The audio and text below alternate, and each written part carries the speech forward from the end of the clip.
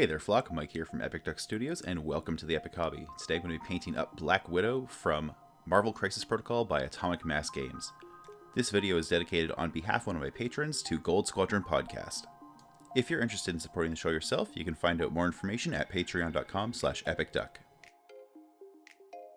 For inspiration painting Black Widow in comic style, I'm going to be relying very heavily on this artwork on the character card that comes in the core set.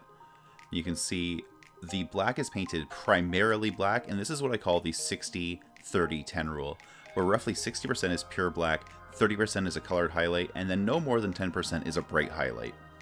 We have some other colors to work with as well, mostly yellows and reds as well as flesh tones.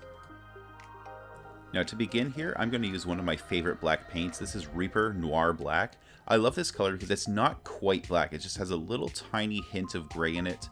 It kind of reminds me of an old worn out t-shirt that's been through the wash 50 or 60 times. It's just got that very subtle hint of gray to it. I'll then be using a little bit of Citadel Cantor Blue to add a bit of a highlight, and then working that up to Fenrisian Gray. So this is going to form the basis of my black. The nice thing about using Noir Black is it also gives me the opportunity to do a little bit of black inking because pure black will be darker than that. For the different yellow aspects, I'll be using Scrag Brown, Averland Sunset, and Flesh Gets Yellow. For Black Widow's skin tones, I'll be using Citadel Cadian Flesh, Kislev Flesh, and then a little bit of Rhinox Hide for some work around the eyes.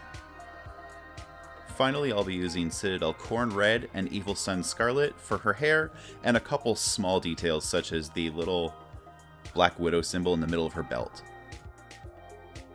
So I'm going to begin by base coating all of Black Widow's clothing with Reaper Noir Black. Now if you don't have access to Reaper paints or don't have this color in particular, you can basically just mix a tiny amount of a gray or even a blue or a purple into a normal black paint and get something very proximal to it.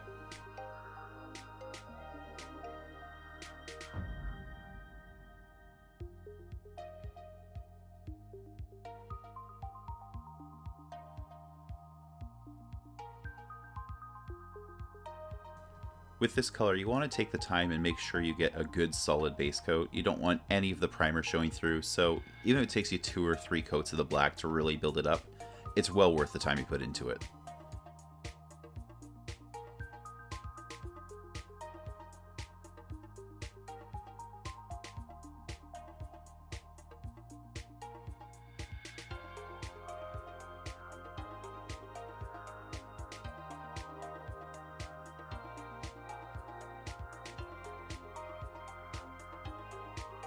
Now here I'm quickly base coating Black Widow's hands with Cadian Flesh Tone.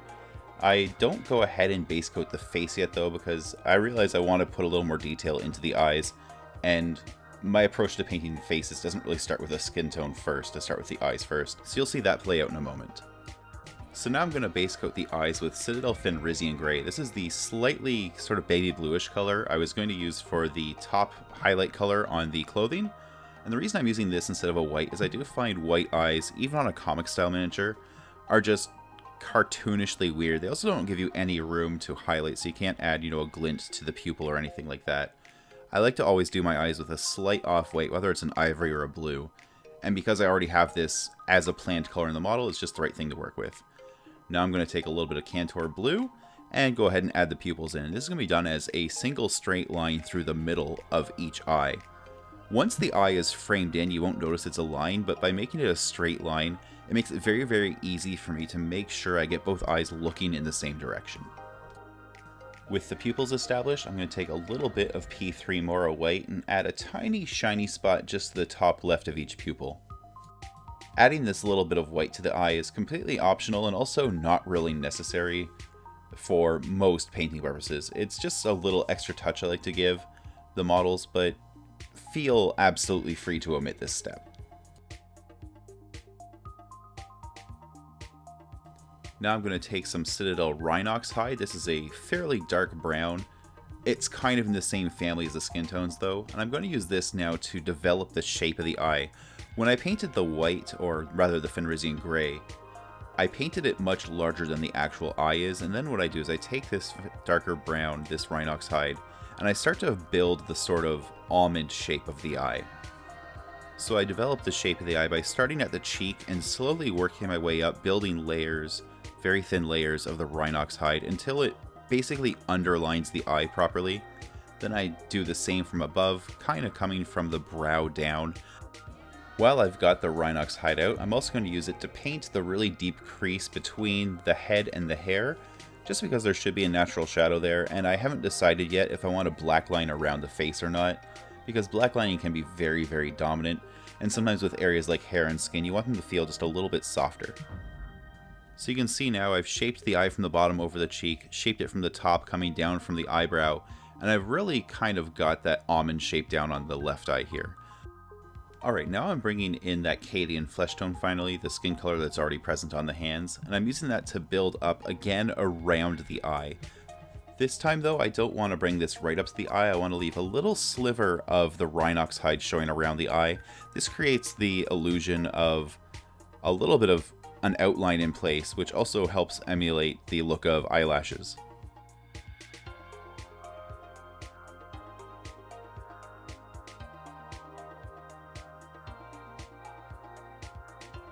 Now here, as I highlight different parts of her face, I'm trying to leave just a tiny little of a dark area underneath the eyebrows and underneath the nose.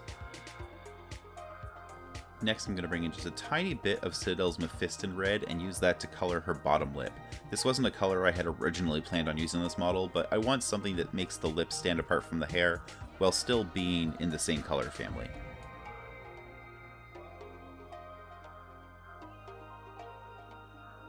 Now there's still a little bit of bare skin left to go, basically the neck and just the top of the chest here, and I'm just making sure I paint that now.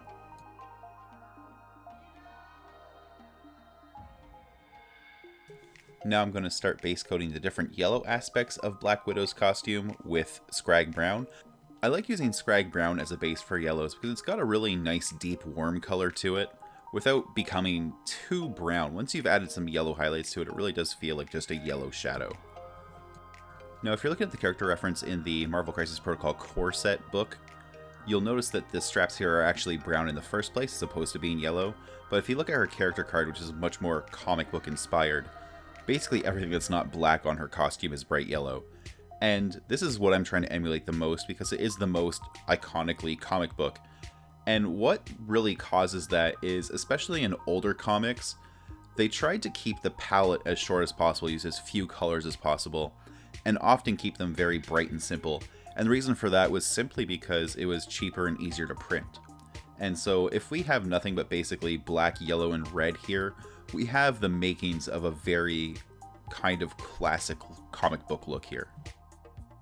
Now, Black Widow's bracers have a lot of sort of long linear details running along their length, and so you want to make sure you just pay special attention to make sure you get full coverage with your base coat.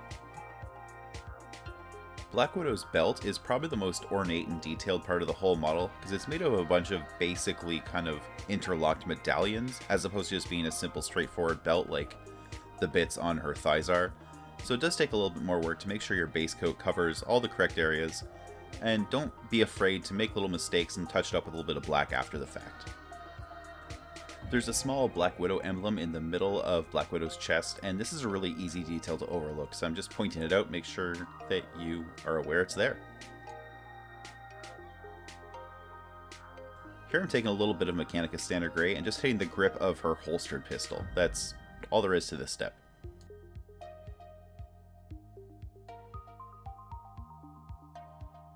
Now I'm taking the Mephiston red that was already on the palette from painting her lips, and I'm going to use that to fill in the little hourglass shape, the Black Widow symbol that's on her belt and on her chest.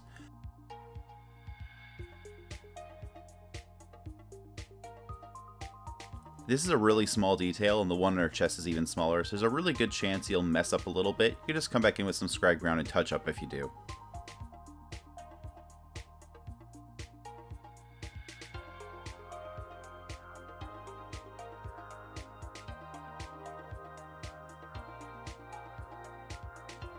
Now continuing with Mephiston red, I'm base coating all of her hair, just taking extra care to make sure I don't run the color up onto her face because I've already done a fair bit of detailing work there and I don't want to mess it up. This is a slight departure from the colors I introduced at the beginning of the video. I thought I'd be using corn red here, but I made the decision partway through to use the brighter red instead.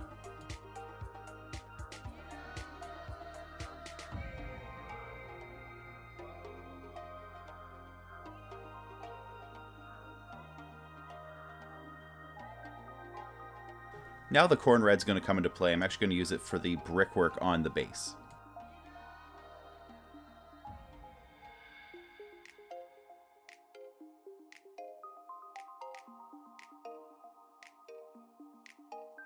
Here I'm base coating the 2 steel doors that make up the rest of the base with Citadels the Fang. Because they're so heavily textured, these 2 doors are actually one of the hardest things to approach in comic style. You could waste a lot of time lining all these little bumps in the diamond pattern. Ultimately it's not worth doing though, and I just choose to basically ignore the pattern on the surface. Treat it like it's its own kind of minor detail. Now I'm going to begin adding a mid-tone to the black aspects of Black Widow's costume using Citadel Cantor Blue. Now, we've discussed the 60-30-10 principle for painting black, so this has to make up roughly 40% of the surface area of the model, or rather 40% of the surface area of the black parts of the model. And I say 40 because the 10 is going to be a layer on top of this, so this has to already be there. So just slightly less than half of the model is what you're looking at for coverage in this color.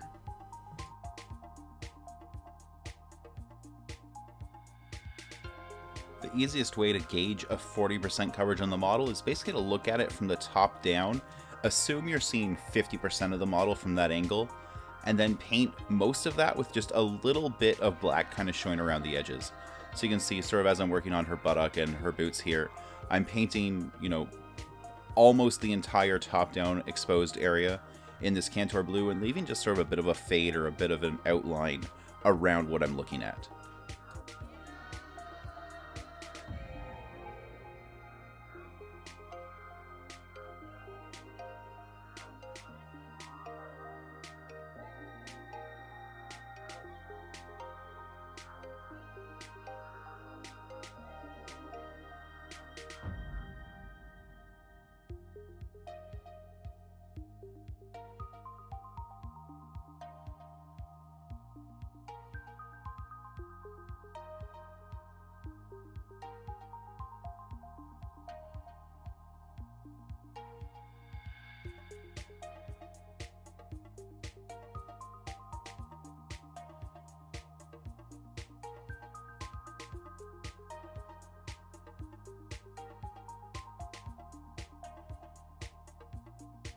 Here I'm adding a little bit of the Cantor Blue to the bottom of her ribcage just underneath the breast, and what this does is it makes the shadow on the bottom of her breast just a little bit darker in appearance just because it has a brighter color to stand off from.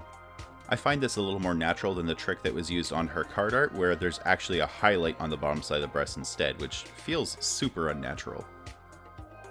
Next up, I'm going to highlight that Cantor Blue with Fenrisian Gray. In our 60-30-10 black mid-tone highlight ratio, this is the 10. This is the highlight. Now that said, Fenrisian Gray is a little bit muted. It does give us a little room to add an additional highlight with white if it really comes down to it. I don't think it will, but having the option is nice.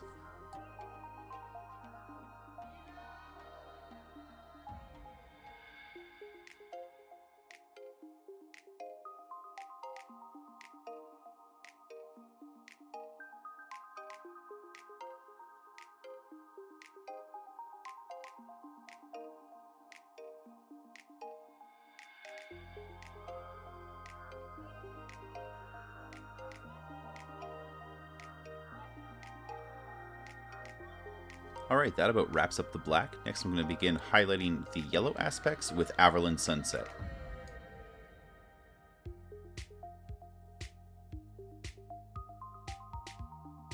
This step is a great time to make sure that the little hourglass symbol on Black Widow's belt is really noticeable.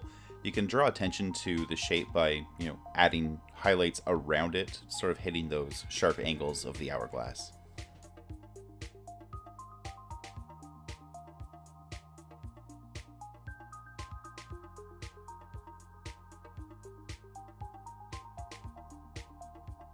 Now, aside from Black Widow's face, the yellow aspects of her costume are the easily most detailed parts, so it's probably going to be one of your more time-consuming and detail-oriented parts of this paint job. So if this feels like it takes substantially longer than the surface area really indicates it should, don't feel too bad about that. You're probably still making great progress.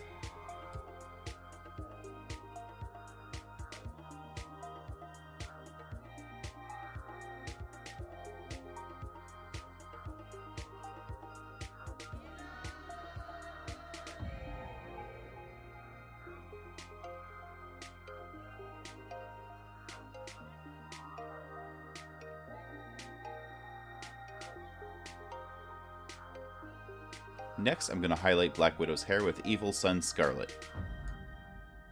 The trick here is to paint the hair as sort of larger geometric shapes and ignore any of the small details that might kind of indicate individual pieces of hair. Now, a little bit of that does need some work, especially sort of right around where it frames the face, but in general you kind of want to paint the hair in large clumps or large sections.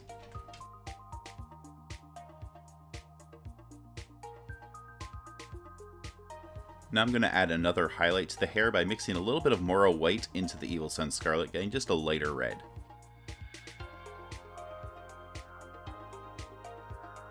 As with any successive highlight, I'm being a little bit more selective where this one gets applied, just kind of, hitting the center of any existing highlight.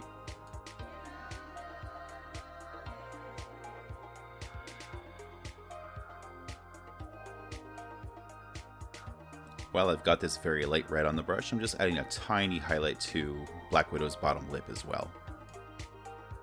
Now I'm going to go ahead and highlight Black Widow's skin with Kislev Flesh. I'm starting on the face, and you can see I'm kind of beginning with the eyebrow area, picking out the nose, the cheekbones, a little bit on the chin as well. And then there's some areas of the neck that also need just a little bit of highlighting. From there I'll move on to the fists. Now on female characters, you usually want to do a little less highlighting on the brow ridge because it's a much less pronounced anatomical detail than it is on a male character. But by picking out the eyebrows just a little bit, it helps give her a little bit of a look of a scowl or some concentration, and it really plays into the character.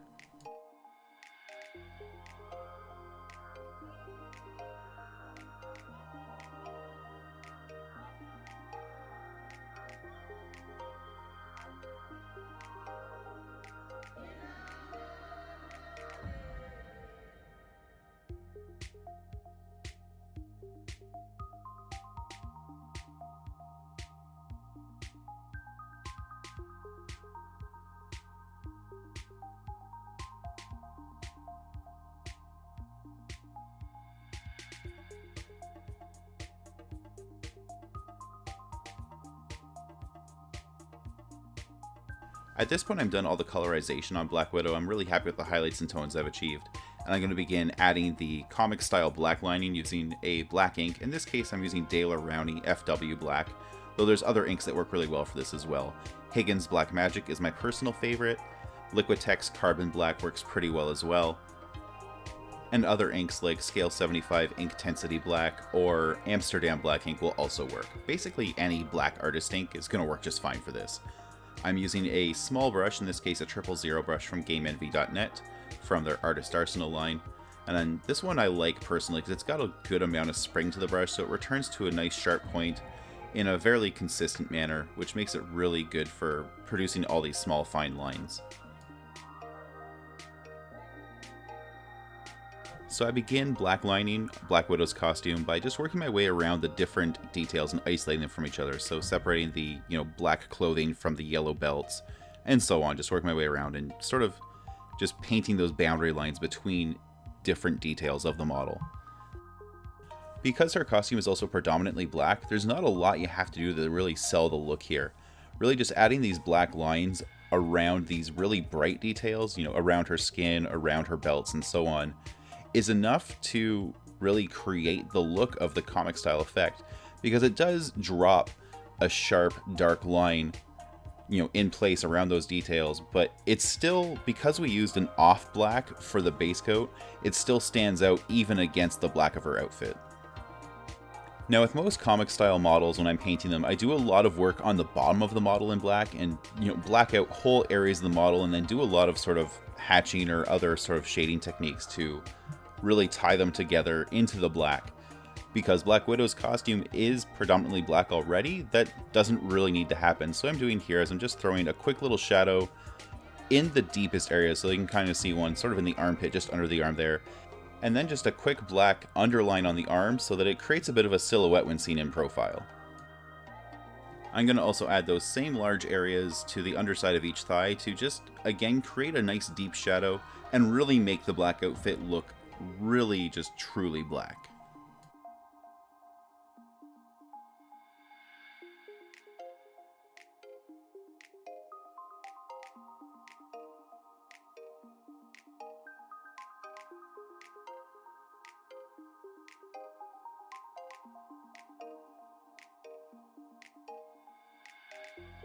Here I'm painting a shadow underneath Black Widow's chin, and this basically creates a bit of a black outline in profile when the face is viewed from certain angles, which makes it look more drawn in place.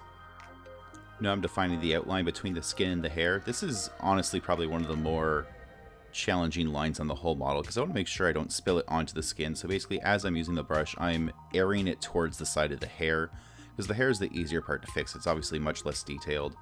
And, you know, if I get a little smudge in the hair, it's not really going to matter too much, but you obviously don't want to smudge on the face. Now I'm adding some underlines to the hair as well, kind of just on each of the big major clumps, and I want to be really spare with these because I don't want to make the hair feel dark and heavy. You know, the hair is moving and it's going to be kind of light and airy, and hair naturally has sort of light diffuse through it because it is so, you know, thin and wispy. And so you want to make sure when you're adding black lines to hair, you be very minimal with it so that the hair feels light and flowy. Adding black lines to the hand, really just what I want to catch is kind of the outline of each finger and sort of the bit where the index finger kind of curls up into a fist.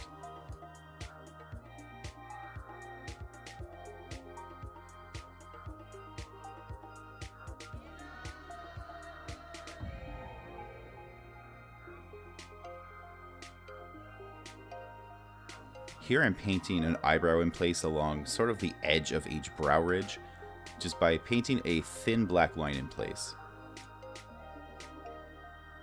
Now most of Black Widow's costume is pretty skin tight, but it does have a couple wrinkles on the back, and I want to just accent those by adding a black underline to each one. Black Widow's bracers are basically made by a series of, you know, adjacent cylinders, and I'm just painting a thin black line between each one to make them more distinct.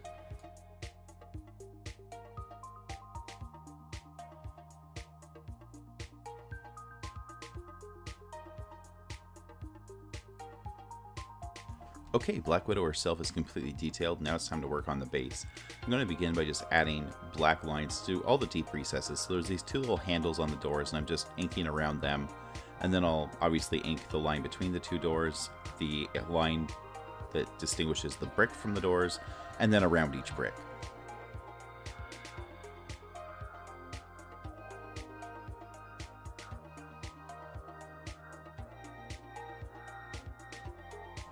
Next, I'm blacking out the edge of the base, not the outer edge, I'm going to be actually doing that in blue a little bit later, but the sort of raised edge of the, you know, embossed detail on the base here. Now I'm going to move on to detailing the base, and I start by just creating a black line around Black Widow to distinguish her from the base itself. This is extra important on this character because we've used Fenrisian Gray both on the base and in the character. Now I want to use some freehanding to just add some implied texture to these surfaces because they are a little bit plain. So I'm just adding sort of little round chips to the brick. You know, they're not really anything, they're just little circles and semicircles, mostly towards the edge of the brick, but occasionally in the middle. And then repeating that same kind of pattern on these two steel doors. Now obviously on the brick they would kind of read as chips in the brick, whereas on the door you'd think of them more as like stains or rust spot, something like that. But it's basically the same texture in both cases, these sort of uneven coffee stain-ish sort of shapes that just imply the surfaces are a little bit worn down and aren't pristine and flat. Now the steel doors actually have a, you know, embossed sort of steel diamond pattern on them, similar to like a diamond grate floor. And I experimented with actually lining individual diamonds, and I just didn't really like the result. It honestly just made the base way too busy. Now, as I mentioned earlier, I'm going to paint the outside rim of the base in blue. In this case, I'm using Reaper Templar blue. I just happen to really like the color, and I'm using it to tie together my different Avengers characters.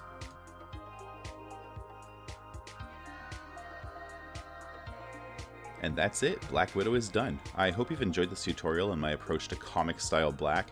I think you could use the same approach for other predominantly black characters such as Black Panther or Batman, and I really hope you find use for this tutorial outside of just this one miniature.